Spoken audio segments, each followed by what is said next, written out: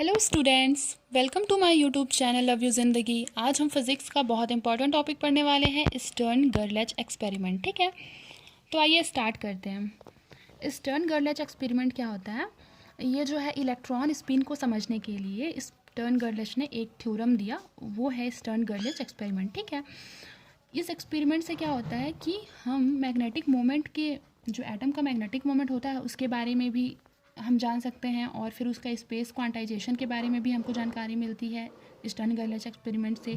इसका जो प्रिंसिपल होता है वो ये होता है कि जब भी हम नॉन यूनिफॉर्म मैग्नेटिक फील्ड में मैग्नेटिक डाइपोल जो होता है, ठीक है, तो वो एक्सपीरियंस करता है टॉर्क, और वो क्या एक्सपीरियंस करता है? Unbalanced translatory force. वो दो चीज़ एक्सपीरियंस करता है मैग्नेटिक डाइपोल यहाँ पे, एक टॉर्क और दूसरा अनबैलेंस्ड ट्रांसलेटरी फोर्स।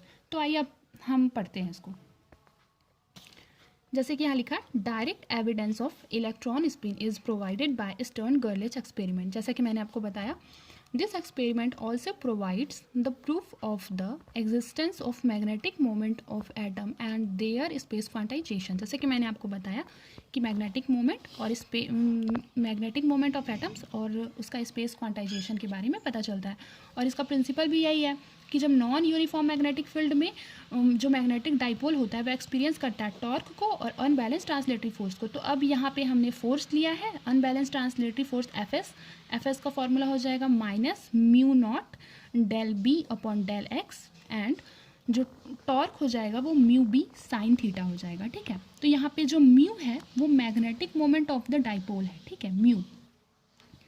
अब देखिए आगे क्या लिखा है, Stern and Gerlach produce a highly non uniform magnetic field B. यहाँ पे बोल रहा है कि जो स्टर्न और गर्लच जो थे साइंटिस्ट, ठीक है, उन्होंने क्या किया कि सबसे पहले highly uniform magnetic field produce किया। ठीक है, जिसका क्या बोल रहा है, जिसका जो स्ट्रेंथ होगा वो वेरी करेगा बहुत rapidly along the direction of the field के ही डायरेक्शन में। ठीक है, making one of the pole piece of the powerful electromagnetic a knife edge shape. एक जो होगा उसका जब हम पावरफुल मैग्नेटिक इलेक्ट्रोमैग्नेटिक फील्ड वहाँ प्रोड्यूस कर रहे हैं तो उसके लिए हम क्या लेंगे, दो पोल लेंगे, जिसका कि एक पोल जो रहेगा NNS जो रहेगा वो नाइफ एज का रहेगा। ठीक है, एक नुकीला शेप का रहेगा, और एक जो रहेगा वो फ्लैट रहेगा। ठीक, हम इसको आपको ड्राइंग से समझाते हैं। आइए, ये जो है देखिए यहाँ पे जो S पोल है और N पोल है, ये जो है वो नुकीले शेप में है। ठीक है, और यहाँ पे एक और है SN पोल, ये जो है वो फ्लैट है। ठीक है, यहाँ से जो होगा वो सिल्वर बीम को हम लोग यहाँ से पास कराएंगे। ये जो है इलेक्ट्रिक ओवन है। ठीक है, इलेक्ट्रिक ओवन है, और ये पास होगा narrow slits S1 S2 S3 से। ठीक है, किसी भी इवैक्यूएटेड स्पेस से। ये जो है हमारा इवैक्यूएटेड स्पेस है। ठीक है, तो यहाँ पे क्या बोल रहा है कि यहाँ से हम एक सिल्वर बीम को प्रोड्यूस कराएंगे, यहाँ मतलब कि हिट करेंगे इसके अंदर। ठीक, तो ये इलेक्ट्रिक ओवन में प्रोड्यूस होगा। आपको ये ड्राइंग समझ में आ गया? इसको आप कॉपी में उतार लीजिएगा।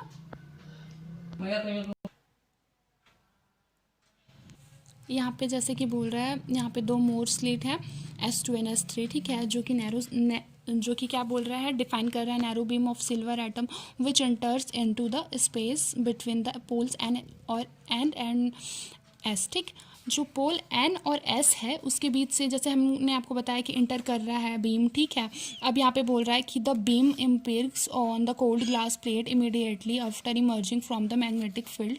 यहाँ पे बोल रहा है कि N थीटा जो है, जब N थीटा फील्ड जो होगा अप्लाइड किया जाएगा, ठीक है, तो क्या होगा कि thin line trace is obtained on the glass plate and trace is divided into two lines. ठीक, तो वो दो लाइन्स पे डिवाइड हो जाएगा। अब इसका हम थ्योरी देखते हैं, थ्योरी ऑफ मेथड। ठीक है, थ्योरी ऑफ मेथड में क्या बोल रहा है कि जो सिल्वर है उसका एटॉमिक नंबर जो होगा वो 47 होता है। ठीक है, we know that it has only one valence electron in the outer most orbit. ठीक है, इसके जो लास्ट वाले उसमें होता है फिफ्थ वन में वो वन वैलेंस इलेक्ट्रॉन होता है। अब क्या बोल रहा है, this fifth electron will alone be responsible for the magnetic moment of the atom. ये रिस्पॉन्सिबल होता है मैग्नेटिक मोमेंट ऑफ एटम के लिए। फिर क्या बोल रहा है कि if the axis of angular momentum could set it any position with respect to the magnetic field. ठीक, अब यहाँ पे बोल रहा है कि a uniform deposit of atom in place at not definitely two distinct line deposits of silver atom is observed experimentally. यहाँ पे बोल रहा है कि जो यूनिफॉर्म डिपॉजिट हुआ है, ठीक है, एटम का किसी भी मतलब प्लेट में और non definitely two distinct line deposit of silver atom, जो दो लाइन क्या हो गया था हमारा, अलग अलग लाइन था, ठीक है। तो जो सिल्वर एटम है वो यहाँ पे जब इलेक्ट्रिक ओवन में जाके डिपॉजिट हो गया था, ठीक है, यहाँ पे यही बोल रहा है, ठीक है। यहाँ पे क्या बोल रहा है कि now see the explanations here. यहाँ पे बोल रहा है कि जो L होगा वो ज़ीरो होगा, ठीक है, इसको आप कैपिटल L ले लीजिए। जो L होगा वो ज़ीरो होगा, S होगा हाफ होगा। L जो है हमारा वो ऑर्बिटल क्वांटम नंबर है और जो S है हमारा वो स्पिन क्वांटम नंबर है, ठीक है। आगे देखते हैं यहाँ पे क्या बोल रहा है कि L ऑर्बिटल क्वांटम नंबर 0 होगा, स्पिन ये तो मैंने आपको बताया, और जो J होगा वो टोटल क्वांटम नंबर होगा। टोटल क्वांटम नंबर के लिए क्या करना है, ऑर्बिटल क्वांटम नंबर और स्पिन क्वांटम नंबर को प्लस करना है, ठीक है। तो 0 + हाफ, ठीक, तो हाफ हो जाएगा। आप इस वीडियो को पूरा देखें, आपको ये क्वेश्चन बहुत अच्छी तरह से समझ में आएगा। ये हमने आपको पूरा नोट समझाया है, ठीक है।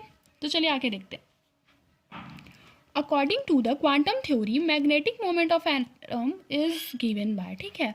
अब ये मैग्नेटिक मोमेंट है एटम का जिसको म्यू ए से डिनोट किए हैं। Mu A = GJ capital J mu B. ये जो है फॉर्मूला आपको याद करना है। यहाँ पे जो म्यू बी है इसका वैल्यू EH/4πr होता है, ठीक है। ये क्या है, बोर मैग्नेटॉन है। और जो GJ है वो क्या है, एक फैक्टर है जिसको लैंडेज स्प्लिटिंग फैक्टर बोलते हैं। लैंडेज स्प्लिटिंग फैक्टर का जो फॉर्मूला होता है वो ये होता है, ठीक है। GJ = 1 + J, J + 1 + S, S + 1 - L, L + 1 / 2J, J + 1, ठीक। ये आपको याद रखना है। और हमको J का वैल्यू ऊपर में मिल गया था हाफ है, ठीक, तो हमने यहाँ पे भरा। S का वैल्यू भी हमको मिला हाफ है, L का वैल्यू जो है वो 0 होती है, टर्म 0 हो जाएगा। और यहाँ पे भी J का वैल्यू पुट कर देंगे, ये हमारा GJ का वैल्यू 2 हो जाएगा, ठीक।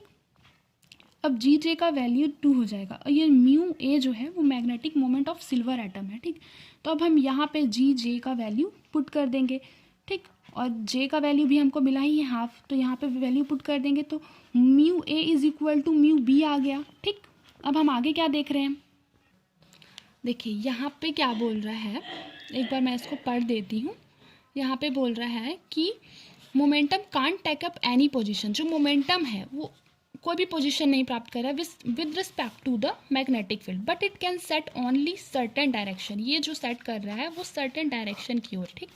फिर हो रहा है which are such that the projection of the angular momentum on the direction of the magnetic field is integral multiple of the angular momentum. ये जो होगा मल्टीपल होगा, ठीक है, इंटेग्रल मल्टीपल होगा एंगुलर मोमेंटम का। तो इसी इंटेग्रल मल्टीपल को हम क्या बोल रहे हैं यहाँ पे, this is called principle of space quantization. Space quantization principle से उसका जो फॉर्मूला होगा ये होगा JH cos θ = MJH, ठीक। हियर MJ = जो होगा वो क्या होगा कि मैग्नेटिक क्वांटम नंबर है ये, ठीक, मैग्नेटिक क्वांटम नंबर, ठीक। और J हम लोगों को पता है टोटल क्वांटम नंबर है, ठीक है। और cos θ का वैल्यू हमको MJ/J मिल गया, ठीक। अब यहाँ क्या बोल रहे हैं, since cos θ lies between H and -1, H and -1, तो MJ जो है, MJ can assume values from +J to -J at the interval of 1। यहाँ पे बोल रहा है here MJ can assume only 2 values. यहाँ पे MJ का 2 वैल्यू होगा, एक प्लस हाफ, एक माइनस हाफ, ठीक। स्पिन ऑर्बिटल जो क्वांटम नंबर होता है उसका 2 ही वैल्यू होता है, एक तो या तो प्लस हाफ रहेगा तो माइनस हाफ रहता है, ठीक है। बिकॉज J = वही जो बोल रहा है टोटल क्वांटम नंबर हमारा हाफ था। अब देखिए यहाँ क्या बोल रहा है, the magnetic moment of silver atom can have only 2 possible direction. जो मैग्नेटिक मोमेंट होगा सिल्वर एटम का उसके पास 2 डायरेक्शन होंगे, 2 पॉसिबल डायरेक्शन, ठीक है। या तो वो फील्ड के डायरेक्शन में होगा या तो फील्ड के अपोजिट डायरेक्शन में होगा, ठीक है। अब यहाँ पे हम बोल रहे हैं कि now the force of the magnetic field का जो हम फोर्स निकाल रहे हैं किसके वाई डायरेक्शन में, ठीक है। मतलब वाई एक्सिस में, तो क्या हो जाएगा F Y is equal to plus minus mu B del B upon del Y, Y के डायरेक्शन में है। यहाँ पे म्यू बी हमने आपको बताया बोर मैग्नेटॉन है, ठीक है। अब फिर देखते हैं आगे, the acceleration of the atom along Y axis. अभी एसेलरेशन भी निकाल रहे हैं वाई डायरेक्शन में, तो A Y is equal to F Y force upon mass, ठीक। तो ये हमने फोर्स अपॉन मास लिखा, तो अब यहाँ पे एफ वाई का वैल्यू पुट कर देंगे और एम जो है वो मास ऑफ द एटम है। आइए आगे चलते हैं। यहाँ पे देखिए जो एल है वो length of the magnetic field है, ठीक है। If length is the magnetic field along X axis then T is equal to time, time जो होगा एल अपॉन वी होगा, where V is equal to velocity of silver atom. V जो है वो क्या है, वेलोसिटी ऑफ सिल्वर एटम। तो जो बीम होगा, the beam will be displaced by Y given by, ठीक है। तो बीम जो होगा डिस्प्लेस होगा किससे, वाई से, तो ये उसका फॉर्मूला हो जाएगा हाफ ए वाई टी स्क्वायर, ठीक। ये हो जाएगा, वाई के डायरेक्शन में हम ले रहे हैं। तो अब देखिए, और यहाँ पे हमने क्या बोला, टी जो है वो टाइम है, तो उसका वैल्यू एल अपॉन वी है, तो हमने इसको भरा। ए वाई का वैल्यू हमको मिल गया था एक्सेलरेशन में, ये मिला था हमको, देख लीजिए आप एक बार, ये हमको ए वाई का वैल्यू मिला था, ठीक, एक्सेलरेशन ऑफ एटम का वाई एक्सिस में। तो हम उसको ए वाई की जगह पे पुट कर देंगे, ठीक। बाकी हाफ का हाफ प्लस माइनस, क्योंकि ये वैल्यू हमने बताया है कि या तो फील्ड के डायरेक्शन में होगा या तो अपोजिट डायरेक्शन में होगा, दो डायरेक्शन में होगा, तो प्लस माइनस दोनों में इसका वैल्यू होगा। अब हम क्या बोल रहे हैं कि फ्रॉम मैक्सवेल डिस्ट्रीब्यूशन लॉ, ठीक, we can write most probable velocity जो होता है अल्फा, क्या होता है √2kT अपॉन एम, ठीक। ये वेलोसिटी हमारा है। अब इस वेलोसिटी को हम अगर इसके जगह पे, इस v के जगह पे पुट कर देंगे तो हमको ये वैल्यू मिल जाएगा, ठीक, ये वैल्यू मिल जाएगा। अब हम क्या कर रहे हैं, अब हम ये जो है m और m कट हो जाएगा, तो हमको ये वैल्यू मिल जाएगा y is equal to plus minus 1/4 mu B upon K L square upon T del B upon del Y, ये हमको मिल जाएगा। अब क्या कर रहे हैं, substituting mu B and K, Boltzmann constant जो है, ठीक। तो अगर हम लोग यहाँ पे म्यू बी का और के का वैल्यू पुट कर देंगे तो हमको क्या मिल जाएगा, वाई ए का value plus minus 0.1680 L square upon T del B upon del Y, ठीक। तो फिर अब यहाँ पे क्या बोल रहा है कि if the glass plate is placed at an addition distance D from the edge of the poles. अब यहाँ पे बोल रहा है कि जो ग्लास प्लेट हमने रखा है, ठीक, ग्लास प्लेट हमने ड्राइंग में रखा है, एक मिनट में मैं आपको ड्राइंग दिखाती हूँ, ठीक। देखिए ये जो है हमारा ये ग्लास प्लेट है, और ये ग्लास प्लेट को क्या बोल रहा है कि ये from the edge of the poles, ये जो एज है, ये पोल्स का एज, ठीक है, उससे थोड़े डिस्टेंस पे रखा गया है, ठीक है। तो वो डिस्टेंस हमारा डी है, यहाँ पे ये बोल रहा है। तो आइए आगे चलते हैं। The above expression is to be multiplied by 1 + 2d upon L, इससे हम मल्टीप्लाई करेंगे ऊपर वाले इक्वेशन इसको, ठीक है। तो ये इक्वेशन जो हमारा हो जाएगा, ये हो जाएगा, राइट हैंड साइड में हमको मल्टीप्लाई करना है, तो ये जो इक्वेशन हो जाएगा ये हो जाएगा हमारा। यहाँ पे क्या बोल रहा है, separation between the two lines, separation between दो लाइन का जो सेपरेशन होगा वो 2ya होगा, ठीक है, दो भागों में बढ़ जाएगा, यहाँ 2ya लिखा है। आगे देखते अब उसको सॉल्व करेंगे तो हमको ये वैल्यू मिलेगा, ठीक है, क्योंकि सेपरेशन निकाला है तो 2 से मल्टीप्लाई हो जाएगा वो वैल्यू, तो 2 से मल्टीप्लाई करेंगे तो 3.66 L square upon T bracket में 1 + 2d upon L del B upon del Y हो जाएगा। यहाँ बोल रहा है by measuring all the quantities, जो यहाँ पे सारी क्वांटिटीज़ है अगर हम लोग उसको मेजरमेंट कर लेंगे तो ये इक्वेशन क्या हो जाएगा, वेरीफाइड हो जाएगा एक्सपेरिमेंट से, ठीक है। यही जो हमारा है स्टर्न गर्लिच एक्सपेरिमेंट है। अगर आपको कोई भी डाउट होगा आप कॉमेंट बॉक्स में पूछ सकते हैं, ठीक है। Thank you for watching my video students.